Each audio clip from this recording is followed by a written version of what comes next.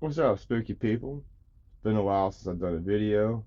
I had a few locations I was planning to go to. My old car is getting old, and I don't wanna beat my car up, and then I have nothing for work. Gotta go back and forth to work because researching paranormal ain't free. So I pondered. I'm cruising on Facebook, trying to find me something. Boom, this thing pops up.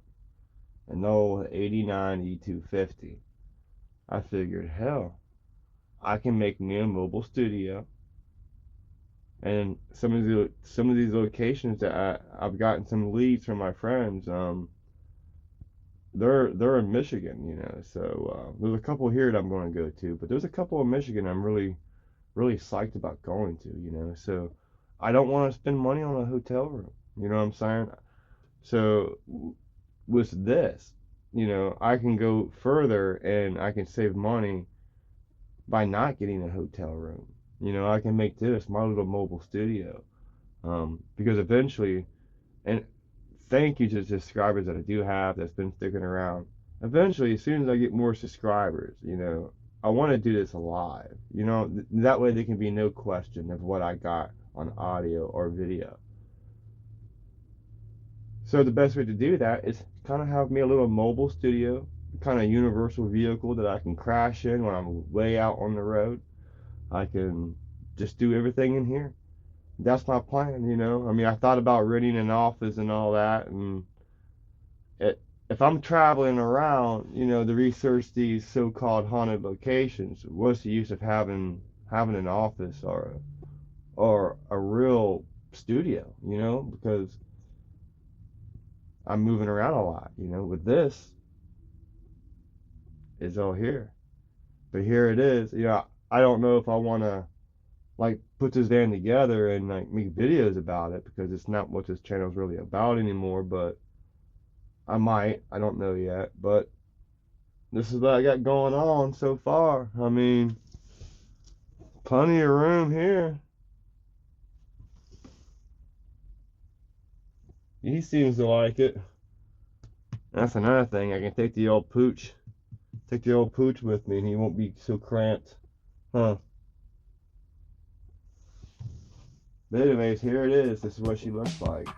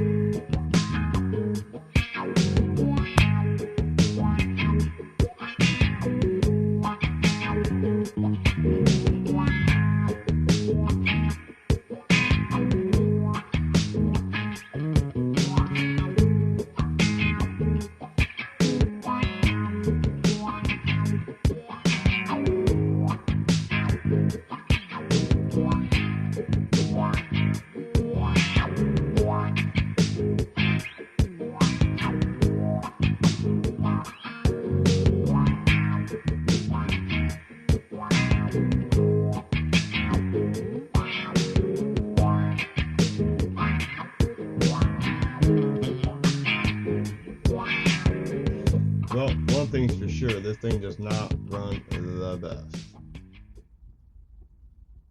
From the paperwork that he gave me in 2023, he took it to Firestone. Firestone said it needed an EGR valve, low compression in cylinder 7, and there is a random tap. They suggested pulling valve covers, checking valve springs and such, which I would probably say the same thing. Um, they pulled a distributor out, which I think that's where some of the problem lies, is because I don't think they got the timing completely correct. Anyways, it is very common for these small block Fords to carbon up at the throttle body and the EGR. It's what they do. You know what I'm saying? The sun comes up and the moon comes out. and these things like to carbon up at the throttle body. So that could be what's going on, I'm hoping. So other than that, it runs pretty good.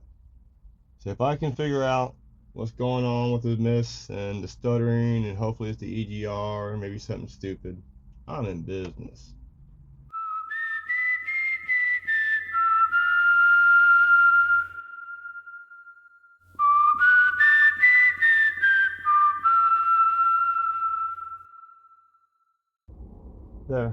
There's the problem with this van. It's a small block Ford. I guess the only way to fix this is to jack it up and put a Chevy underneath of it. Well, the EGR is kind of in between the firewall and the engine. I don't really have enough tools out of the shop to really pull this bitch off today. It's going to be a next weekend job. However, Firestone did say it had a random misfire. And I noticed this guy. Look at that. The boot. I don't know if you can see it. Let me see if I can move the camera down. Look at that boot. That would definitely give you a misfire. I don't know. Hopefully, oh, excuse me. Hopefully it ain't. Tastes like my breakfast. But hopefully it ain't nothing too serious, and I can get this mug up on the road and go hunt me some ghost in it.